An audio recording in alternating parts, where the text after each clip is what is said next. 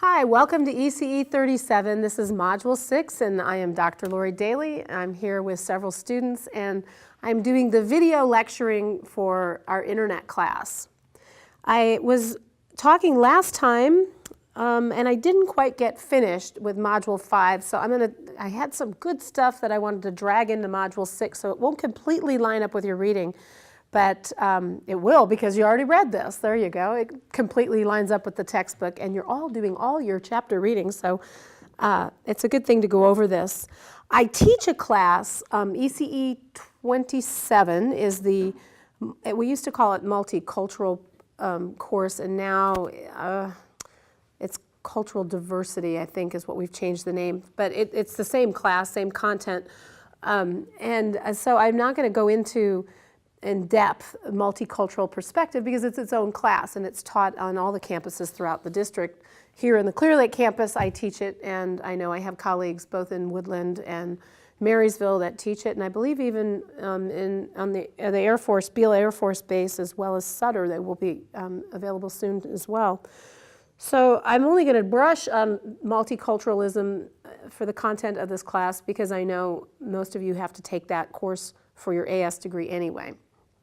And some people end up taking it because it's a general ed requirement.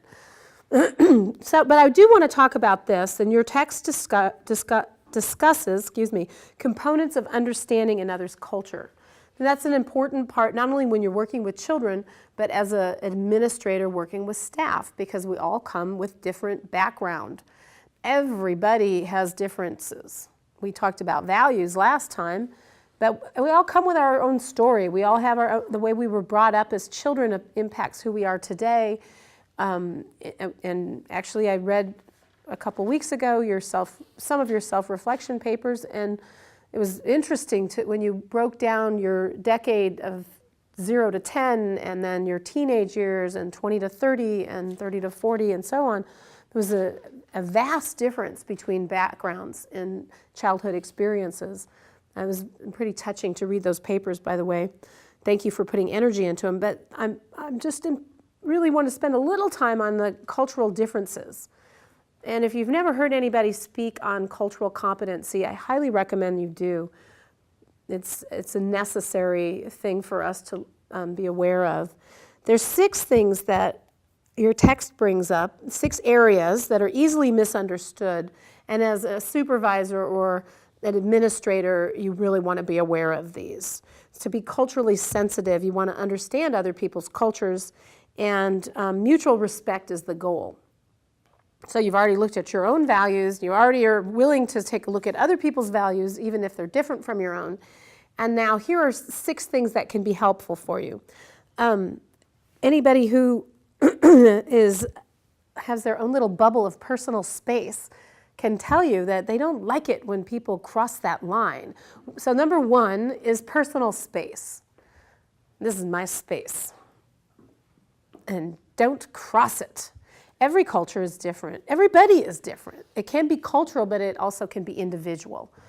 In the Western world, we're sometimes uncomfortable with other cultures. And we tend to think our way is the right way. I'm always right. I talked about that last module as well. That's why I use my mug in my right hand, because I'm always right. Remember that story? So here in the West, we tend to like to keep people at arm's distance length away. So when we get into cultures that are huggy, it can be uncomfortable. I'm a Greek in my background, and we tend to hug a lot. But I also realize that I can learn to not hug. I know when you come to my house, I will hug you, but you're not all coming to my house. So don't worry, I won't hug you in class. But that's just the way our culture does it. Not only that, but we have to feed you and give you something to drink within about the first 3 minutes. Once you've had your coat and everybody's settled in, it's now manja, you must eat. And so that's just part of the culture that my family comes from. So arm's length represents our personal space, and we feel invaded when anybody comes any closer. That's often the case here in this country. Other cultures feel very comfortable getting really close, and other cultures even need more distance. So it's very important that you pay attention to personal space. So one of the things you can do is if you get close to someone, I just realized I'm not going to drag you on camera with me, so I will pretend that this is a person. If I am trying to talk to someone and I come in and get a little closer and that person backs up, and then I step in a little closer and they keep backing up, by the time I chase them away, it better dawn on me that they don't want me to get that close. So if you start stepping in and you notice someone backing up, that's a good indicator that you're getting too close for them. So sometimes we might have reasons why we need to get closer. You're having trouble hearing them. That's one of my problems, because I do have a slight little hearing problem in my right ear, and so often I'm struggling to hear people. Is what? Huh? And I'm leaning in, and I'm not trying to climb on your lap. I just want to hear you. So that could be a problem for me. But I find that if I just explain that to somebody, I'm having trouble hearing you, that often it's okay. Not always, but if you find yourself chasing someone away or they're running away from you, it's a good chance you're invading their space. The other thing is sometimes people get too close. I've had this happen too. I actually knew somebody who would stand so closely. It would freak me out because I need my space. It just, back off. Literally, this person would stand so close that I felt like if I didn't move, they'd be, rubbing up against me. It's like, back off, back off. And finally, I had to tell this person, you're too close. I don't like this. I'm sorry. It's not your breath. You don't stink or anything, but I just don't feel comfortable talking to someone in this close of proximity. So it's interesting when we watch how people respond to us. Do they run from us? Are they leaning in? Are they trying to get closer? As caregivers, we have to learn to read that language of the children, whether it's comfortable or not. So often we learn to put our own needs aside as caregivers. We do that all the time. Child care providers, it isn't about us, it's about the children. What do they need? It's all about the children. And so when that child climbs on your lap and wants to, get a big hug, you're not going to say, excuse me, I need personal space. You are 4, now get off my lap. No, that's what the child needs. You're going to be that for that person. But it's different when we're dealing with adults. So if you see that there's conflict between two of the people that you're supervising, that's one of the first things you want to look at is their body language. What are the expectations? So physical proximity, that's one. Personal space. That can really be misunderstood, by the way. Especially, you throw gender in the mix too, and oh my gosh, now we really got the possibility of misunderstanding each other. So it's important that we discuss this and talk about it. Number 2, smiling, which surprised me when I saw that, because in our culture, we smile. Suck it up and smile, right? Don't let anybody know that you're hurting. Just put a smile on that face, and feelings are fine, thank you, and you? Put a smile and you'll be fine. I mean, that's really how a lot of people in my generation were taught. Feelings were fine, thank you. And we were to smile and be polite. And when you meet someone, you greet them. You shake their hand. You smile. Hi, nice to meet you, right? Isn't that kind of what we were taught? We tend to smile because we want people to know that we're friendly and we're happy. I mean, we're conveying a message. Usually, and I'd say we're pretty liberal with smiles here in this country. Some cultures don't do that. Some cultures consider it an insult. And actually in places like Russia, a smile is only to be displayed when you're absolutely happy. So we might misread that as someone is angry or, right? So there's different, and also there's some cultures that use a smile to cover things up so that you really don't know what's really going on with that person. So just be aware that how our facial expressions are displayed vary from culture to culture. Number 3 is eye contact. This one's huge because in this country we want eye contact. Eyes, look at me. That's what we do. We shake hands, a big smile, give them a good firm handshake. You don't want to have what do they call it, the limp fish handshake. You don't want that. You want a good firm, that's what they call it. You take any speech class, that's what they say. They give them a good firm handshake and look them in the eye. Well, in some cultures, that's considered disrespectful to look at somebody in the eye. It's like you're staring them down or something. In Asia, they try to avert their eyes. That's a way of respecting somebody. So you avert your eyes, and almost like you're bowing to that person is a way of saying, I respect you. And by staring them down is a challenging thing. So looking directly in the eyes for too long can be understood as disrespectful in some cultures, and in other cultures, you're not allowed to look at their eyes until you've reached a certain level of relationship and friendship. So when we do our greeting, our big American greeting, eye contact, can be really scary for some people because you don't know me yet. You're not allowed to look at me. I also learned that in some cultures, particularly Asian cultures, that when you give someone a business card, I don't know, in this culture, this isn't in your text, by the way, here I am hitting the pause button, but in our culture, we throw around our business cards, we don't even think twice about them, we print them up by the thousands and they just roll around on the floor of a car, we don't care, right? I got a bunch of coffee-stained ones in my purse on the floor here that I won't give out. I'll swap them out and put some fresh ones in because they're plentiful, that's just not a problem. Well, in our culture, we're just handing out those cards, and here's my card, and we don't think twice. In some cultures, and particularly Asian cultures, when someone gives you their card, it is customary that you take it with both hands and you study it. No facial expression. That tells the smiling is inappropriate there as well, and eye contact is inappropriate because this, looking at the business card, is a way of saying, I honor you and I'm paying attention to this important thing that you've given me. Someone told me that before I was going to meet with some people, and they said, listen, I need you to know this because this is how, I want you to not be disrespectful. I want you to respect their culture. And I thought, wow, I didn't know. So I was so thankful. And I noticed that when I gave them my card, that is exactly what they did. They took it into both hands and very carefully read the card and spent a minute with it, just taking it in. We're so on to the next thing in this country. And me too, guilty. Andale, places to go, things to do. I don't have time. Just stuff it in there. I'll look at it later when I clean it out. So eye contact is important. Number 4 is touch. Can we touch somebody? Do we not touch somebody? It can be considered too informal to touch people. You really want to be careful. I even teach this. I saw you touching your neighbor.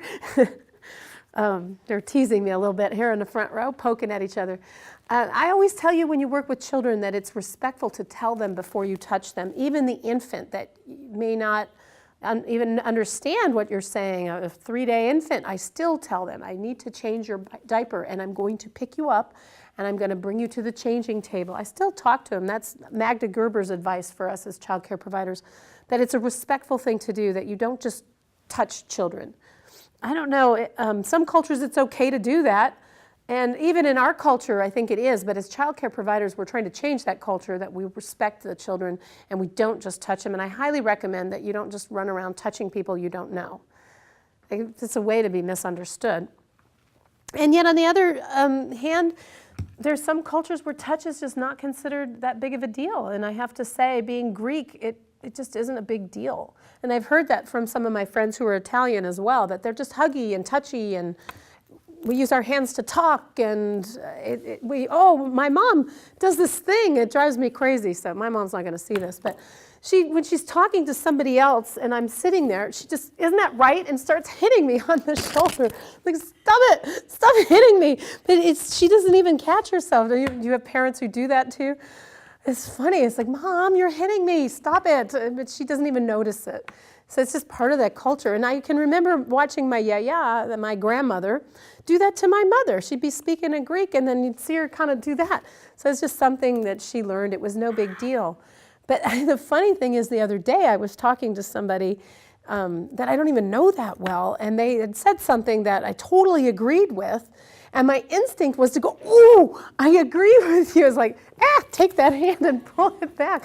I'm sorry, I'm not going to hit you. I don't know, that's my mom coming out of me or something, channeling my mother. She's still alive, so I shouldn't say channeling, but we have to be careful about touching people and pay attention to that.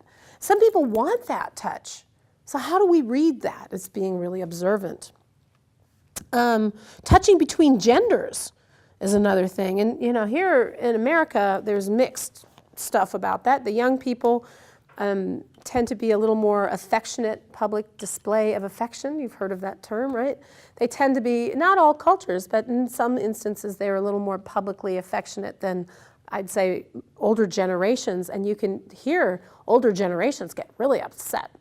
Oh, they're kissing in public, or they're, I'm sorry, what? Go get a room. I didn't say that. I'm repeating what was said, but it's true. You'll see people get very offended by that.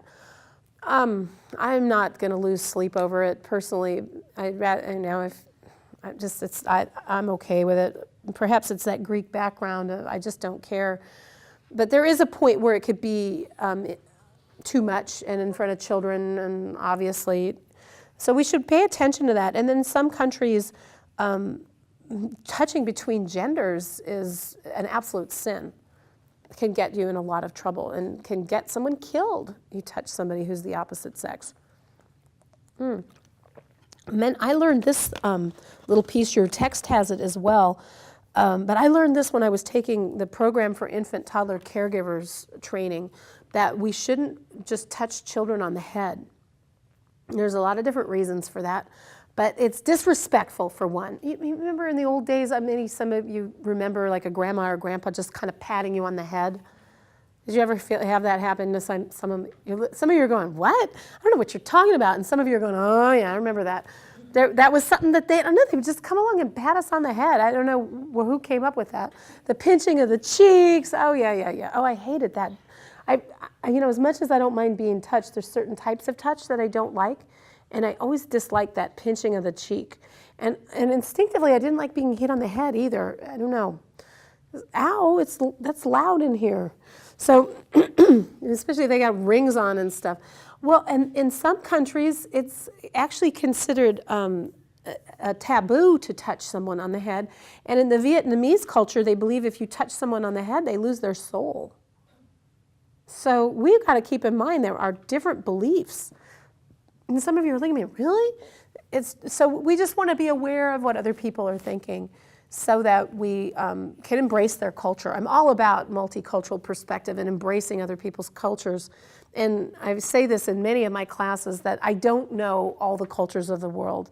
But I am learning, and I'm learning from you, and I want to know more about you, and I care about you, and I want to embrace your culture. So I may not know it, but I want to embrace it, and I want to celebrate it, and you have every right to see your culture represented on your campus and in obviously your home, but at the schools you work in. And so I always encourage you to bring in things that are meaningful for you, that we could all share them.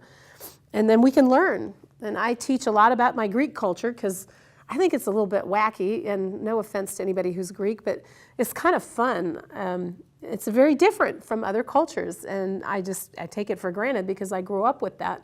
That's what I know. But on the other hand, I don't want to offend anybody who's Greek either. Let's see, what else? So touch. Be careful. Be aware that there can be scrutiny, and you can really offend people. And silence. Let's just take a moment. Silence.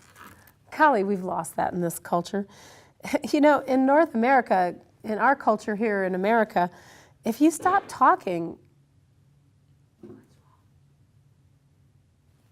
what's wrong? Everybody's uncomfortable. They don't know what to do with it. So people will pick up the conversation for you, and we're only too happy to go, oh, well, did you hear what happened? And we're running in a different direction. Well, in other cultures, answering too quickly is considered rude and gives the appearance that you're not taking consideration or careful thought about what that person has said. So there are some cultures where they expect periods of silence in the dialogue. That means you're reflecting. That's what we're doing right now. We're reflecting in a way that's not disrespectful. But honestly, it's not how we do it a lot. And I have to say that at college level, you all have a lot going on. I know you have families, you have Some of you are taking care of elderly parents. Some of you have young children. Some of you are just getting married. Some of you are planning weddings. Many of you are working. That's the beauty of the internet class. So you have busy lives. And so even more so, the energy level on a college campus is one of great excitement and exuberance, which I feed off of and love. I love coming on campus because there is an excitement in the air. Sometimes it's more stress than excitement, depending on finals or what's going on. You can smell it in the air. You come on campus, it's like, there must be finals going on. People are stressed. And then you can also tell right before spring break, there's just a happiness and an excitement of life. But there is an attitude of busyness, and everybody has got a lot going on. And I think we tend to pick up the pace a bit. And so I'm just reminding you that, especially working with small children, that stopping and waiting, 1,000. Might seem like an eternity, but it's helpful. Young children need us to wait. And so do our colleagues, so do the people we work with. And just be aware, there are some cultures where the good dialogue includes that silence and reflection. So don't be offended if you're talking to someone and then there's just space. It's okay. And then the last one, number 6, is time concepts. Kind of ties into what I was just talking about. The style of some people is to get right to the point. Andale, andale. No beating around the bush. Time is money, let's go. Get to the point. And other people, they want to have time to socialize, and they spend time on insignificant, what seems to us possibly as insignificant issues before they address the main issue or concern. I think we do a certain amount of that chit-chat, and I talked about that. I think I did this, all my classes are starting to blend together, but I believe I said it on the video at least a couple weeks ago, that we tend to ask people, how are you? Hi, how are you? But we're really not asking a question at all. Nobody cares how you are. They just are saying that because we're supposed to. She's saying, oh, it was a different class. It wasn't on video. All right, so I'll tell you that I think in our culture, we tend to do that. Hey, how are you? But we're not waiting for a response. It's not a question at all. It's just a hello. So don't ask it if you don't want to make a minute and find out how that person is. Unless, of course, you're just going to say, hi, how are you? I don't have time, but tell me later. But even then, what is up with this time thing? And I've also noticed that some cultures like to repeat themselves. I know somebody who does this. She's a sweetheart, and I adore her, but it'll be like 3 times. You'll hear it one way in the same conversation, and then come back and say it again. And then say it again. And I was always taught, that's my academic training, to try to say it once, maybe in a class like this, to say point 1, point 2, point 3, and as you're going down the points, you can remind them what point 1 was. As you, I'm going to tell you 3 points. Here's point number 1, and now here's point number 2. Remember, point number 1 is this, and point number 2 is this, and point number 3 is this. So remember point 1, 2, and 3. It's kind of like a teaching style, but honestly, when I speak in dialogue, I try not to repeat myself. I was taught it's disrespectful because it wastes people's time. And yet here I am being disrespectful to someone else of a different culture because it's like, oh, yeah, you said that.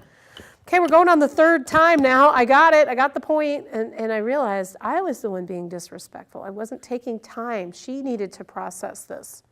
And that's the way her culture did it. And I asked her point blank, is that a cultural thing? I've noticed that when you make your points, you'll often say it a couple times. And I just wondered, I wanted to learn more about you and your culture. And she thought about it, got back to me and said, absolutely, I'd never noticed that you didn't do that. But that's how we do it. I thought, wow, well, I hope you don't find it disrespectful. I'm not going to repeat myself 3 times, but go for it. If that's what you need to do in order to be understood, then I'll make time for that. So I think that we can get so busy that, well, actually the fact that I even have the word insignificant issues in my lecture notes, I pulled that from your text, but I allowed the word insignificant to come into my lecture without even realizing there's no such thing as insignificant, because if it's significant to you, then it should be significant to me. And so I have a mistake here. It's not spending time on insignificant, it's just spending time on something that's important to someone else that may not be important to me yet, but I'm going to make it be important. I hope that you understand that. If it's important to you, then it should be important to me. That's not easy to do. Same with children. If you think about it with children, they want to come in and tell you all these things that happened over the weekend and things that, honestly, we don't care. I don't care that the cat peed on Grandma's couch. I don't care. I really don't. But I have to make myself care. Because if it matters to that child, then it has to matter to me, and there must be a significance. So what seems insignificant about the cat urinating on Grandma's couch is no longer insignificant. It matters. And it's going to matter to whoever's there with me. I'm going to make it matter to the group. And maybe something major did happen. For all we know, Grandma had to get a new couch, or, right? And that's a big thing to a child. A new couch. And maybe it came in a box. Ooh, a big box. Those are awesome. So my point is that whatever seems insignificant, we've got to learn to make it significant. And that's actually a skill that one has to learn. It is easy to blow people off. I don't have time for this. I got busy things to do, places to go. But the reality of it is, it is important, and we must learn to control our brain to make it important. In some of my classes, I call that be here now. When you're with the children, you are with the children. You are actively engaged. You are listening. You're paying attention. You're not blowing them off, looking at your watch, thinking, okay, finish that thought, because I really don't want to listen to what you have to say. We don't do that with children, and we shouldn't do that with adults. It is a mental discipline. And one of the things you come to college to learn is mental discipline.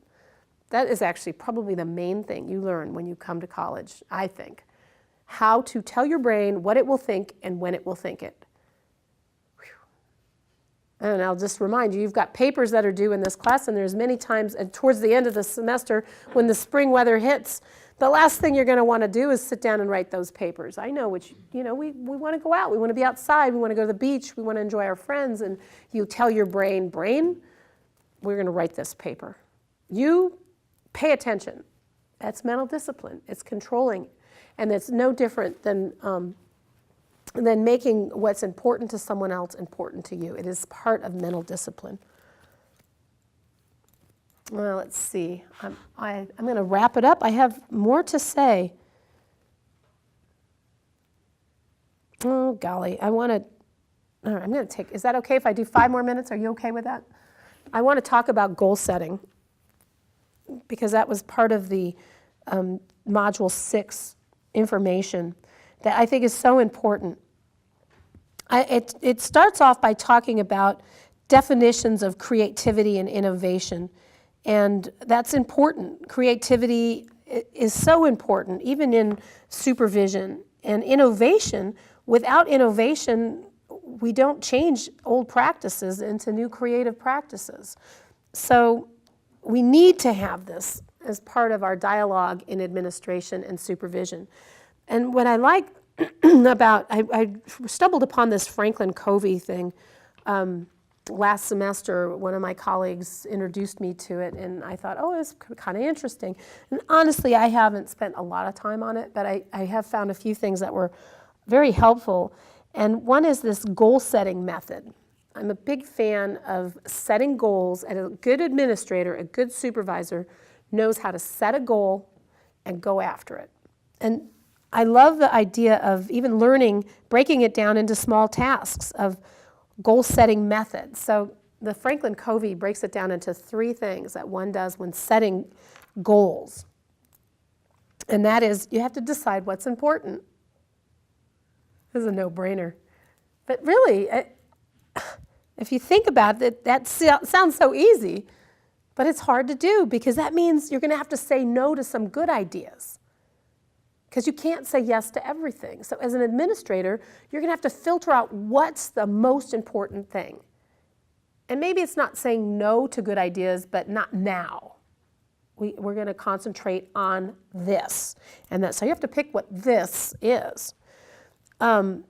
So it's hard to say no to ideas, especially ones that are politically correct and great ideas. We want to say yes to everything, but you can't do everything well. So you're going to have to choose what it is that you want to do. And it's also hard because we're afraid to limit our goals. What if we choose the wrong ones? What if I don't do the one that in the long run is the one I'm supposed to be doing? So then there's a little bit of indecisiveness that goes on. But it's important that we limit our top goals because it's the only way that we're going to ensure that we have enough time and enough talent to achieve them with exceptional results. So I'm going to encourage you to narrow down your goals. Then, number 2, so the first one is decide what's important. Pretty simple. I mean, these are so simple, it's almost easy to not say them. But number 2 is assess, candidly, new behaviors. Well, what that means is you're not only going to have to look at what you're already doing, but you're going to have to assess what needs to happen in order for these things to come to pass. So it can also include looking at existing activities that need to be done on a higher level. So it's not that they have to be all new, but they could be different. And so we're going to need to come up with new standards, new trainings, maybe. What's best practice? The list can contain entirely new activities as well. So this way you're able to connect your activities of the team to the direct goals that you've set. So you want to think about this. I'm going to spend a little more time on this in just a minute. But then the last one, step 3, here I'll do what I was talking about, step 1, step 2, step 3. So step 1 was decide what's important. Step 2 was candidly assess new behaviors. And step 3, prepare to follow through. That's so simple. Do it, in other words. Follow through, get it done. Put it on the calendar and do it. And honestly, that's the most difficult aspect of achieving goals, is the follow through. It's really easy to come up with the goal and then even break it down in the steps that need to happen, but doing it is a whole different deal. I suggest that you start doing weekly meetings if you can. I feel badly for people who don't have regular staff meetings. That's an important piece of the puzzle. If you want to change your administration, you have to do it by people connecting. That value plus connection equals community. There I am again, but you can't do the community without connection. So weekly meetings are a way to do it. And also, it's a place where you can have communication and accountability. So you can divvy up the responsibilities and make personal accountability. So you get back, okay, you said you were going to do this, this, and that. Did you do it? Well, I got this, but not that. Okay, so next week you need to get that done. It's an accountability system. And now Benjamin Franklin, and then I'll wrap this up. In the 1700s, but you remember Benjamin Franklin, founding father, the kite and the key, electricity guy. He was inventor, statesman, writer, publisher, economist, political figure. He related in an autobiography about these, he made a list of 13 virtues. I'm not going to give you the 13 virtues, but I thought they were interesting. And every day he would spend time and ponder of how he did with them.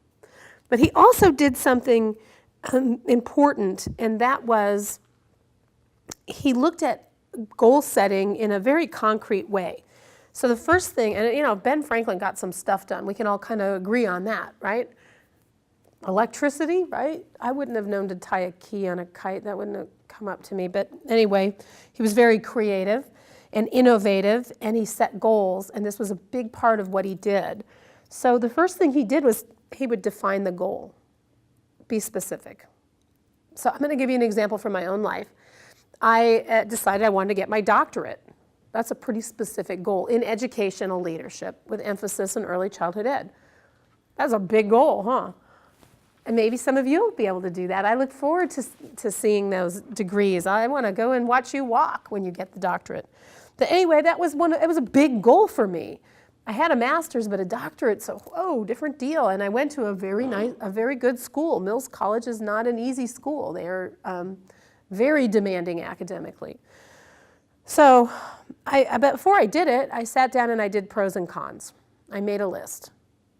That's important. And there are cons. So you can see the pros are well, I'd have a doctorate. That's a good thing. I would probably get a better job placement. In education, the higher the degree, the more likely it kind of is like poker. It trumps whatever.